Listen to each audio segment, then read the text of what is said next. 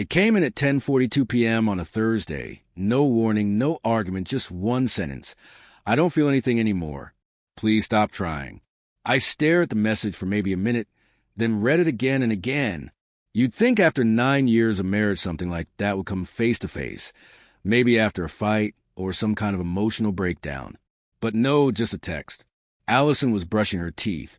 When it came through, she walked past me like I wasn't even there, straight into the guest room, the one she'd been sleeping in more and more. Door closed. Lights out. That was that. I didn't chase her, didn't ask what she meant, didn't reply. I just sat there, phone in hand, on the edge of the bed, and something in me just shut off. Not out of shock, not panic. It was calm, cold, like a switch had flipped. Looking back, the warning signs were all there. We hadn't really talked in weeks. Sure, we discussed bills, errands, dinner, the surface stuff, but not each other. She used to laugh at my jokes. Now they didn't even register. She used to curl into me at night. Lately, she hugged the edge of the bed, back turned like I wasn't there. I told myself it was just a rough patch. Stress, burnout. Marriage has highs and lows, right? Dry spells.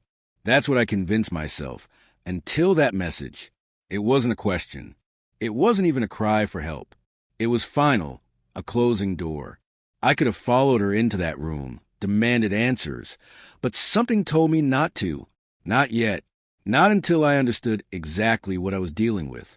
So instead, I stayed still, quiet, watching. The next morning, she acted like nothing had happened, poured her coffee, scrolled through her phone, told me not to forget the trash. She even wore heels, ones I hadn't seen in months. No mention of the text. No glance at me, as if we were still partners, still co-running our life. I nodded, said nothing. That weekend, she told me there was a work off-site, strategy sessions, 2 nights in a hotel, company paid. I didn't press, just watch her pack. Notice the dress she folded into her bag. The kind you wear to be seen, not to lead a PowerPoint. By Sunday, I had a mental list. Not physical, just a growing thread of red flags. Her hours had shifted, home later than usual. Her phone, once left charging in the kitchen, now never left her side, a shadow glued to her hand. Then the name John surfaced. She dropped it once, casually. John from marketing says that client's a nightmare. I nodded. New guy? I asked. She sipped her wine. Yeah, tall, smart. And that was it. One name, but it stuck. Tuesday evening. I saw her outside, talking on the phone, barefoot in the backyard, laughing, low voice, her toe twisting in the grass like a teenager flirting after curfew. She didn't know I was upstairs, watching through the window. Friday, I ran into one of her co-workers, Priya, at the grocery store. Small talk, then a curveball. Tell Allison I loved her dress the other night. That gallery opening was amazing. I blinked. Gallery?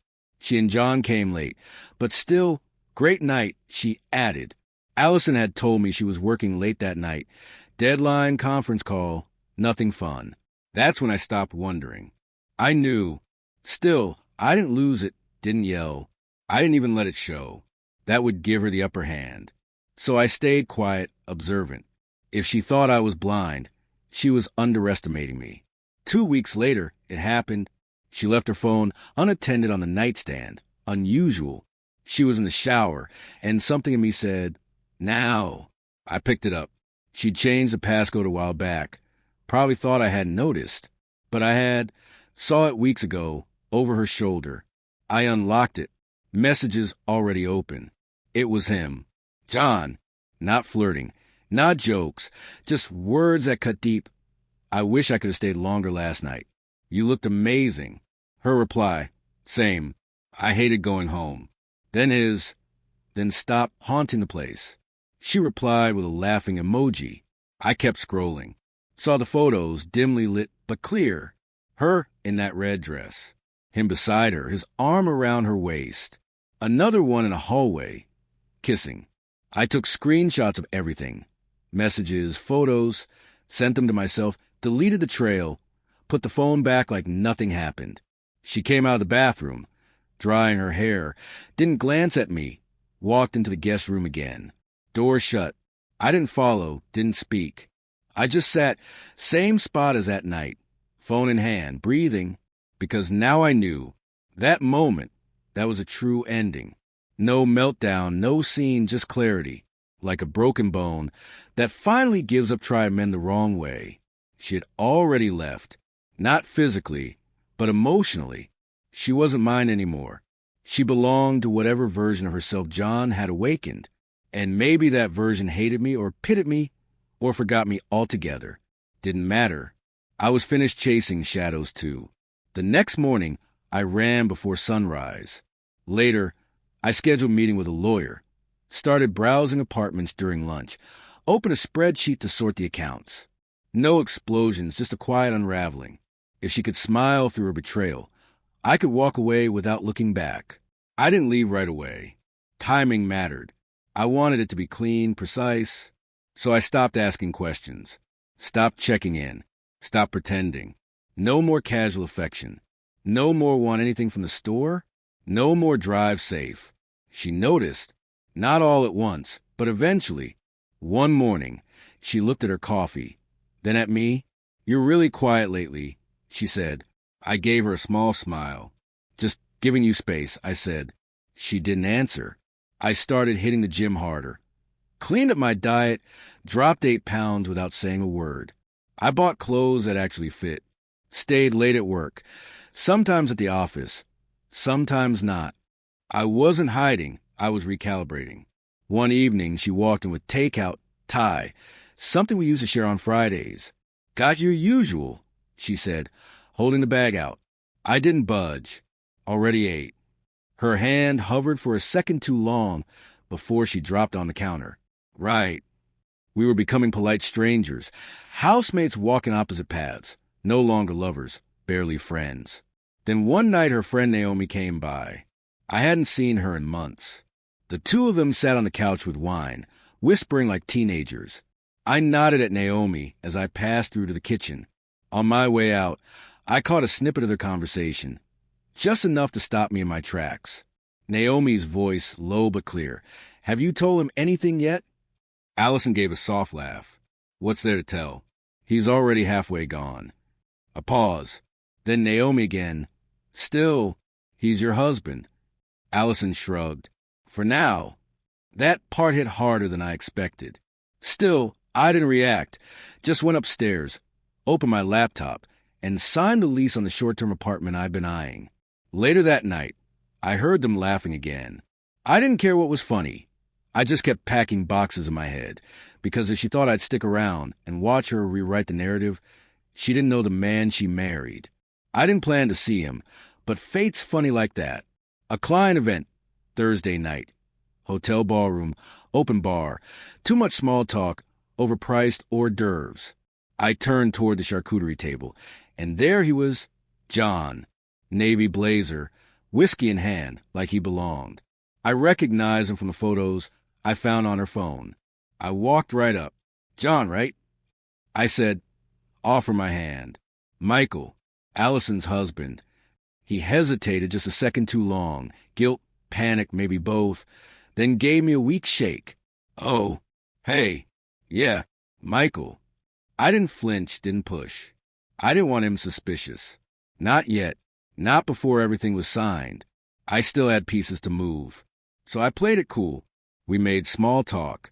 He asked about my job. I told him. I asked where he worked. He mumbled something about marketing strategy. I leaned in just a bit. "Funny. Allison said you were sharp. I expected someone more discreet." He blinked. "Excuse me." I smiled. "Don't worry. Won't matter soon." Then I walked away, left him standing there, confused, maybe rattled. Good. I wanted him guessing what I knew and what I planned to do. That night, Allison came home late. Coat over her arm, lipstick faded. Hair brushed like she'd been somewhere nicer than work. "How was your day?" she asked. "Eventful," I said. She raised an eyebrow. "Work." "Sort of." I saw John. She froze in the hallway. Small world. I added. He seemed surprised. She scrambled. I didn't know he'd be there. I nodded once. Doesn't matter. The silence between us grew heavier. She didn't say anything. For once, she had no script. I walked past her toward the kitchen. You okay? She called after me, trying to sound light. I didn't stop. Better than you think. I meant it. She didn't bring up John again. Not the next day. Not the one after. But she noticed a change. She watched me. What time I got home, where I went, whether my ring was still on. It wasn't. I'd taken it off the morning after the event. 3 days later, she came into the kitchen while I was making eggs, arms crossed, leaning against the counter. You've been different. Yeah, I said, cracking a shell. I know. Her voice dropped. Are you seeing someone? I turned to face her. Do you really want to talk about other people right now? She blinked, thrown off. I know, I don't know what's going on. I set the spatula down. Then let me help you. I walked into the study, pulled 2 folders from the drawer, handed her the first. Screenshots. Text with John. The ones where she called me a ghost. The one where he said, then stop haunting the place. And beneath those, the photos, hugging, kissing, that hotel hallway. She stared at them like they were written in a language she couldn't decode. You went through my phone, she whispered. I shook my head slightly.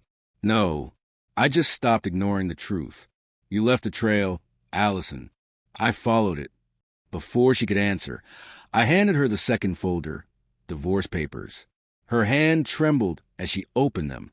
She sank into a chair, eyes wide. So what now? You want to fight? Yo, I shook my head. No need. It's already in motion. The lawyer's just waiting on your signature. Then I packed a bag and walked out. Didn't say another word. Drove straight to the apartment I'd already secured. No calls. No forwarding address. That same afternoon, I created a new email. No subject, no message, just attachments. The screenshots, the photos, the list of dates. I sent it to HR at her company. By the end of the week, they both lost their jobs. 2 weeks later, John left her. Said it was all too much. He moved to another state. Clean break. She was alone. Eventually, I got a message. Can we talk? Just once.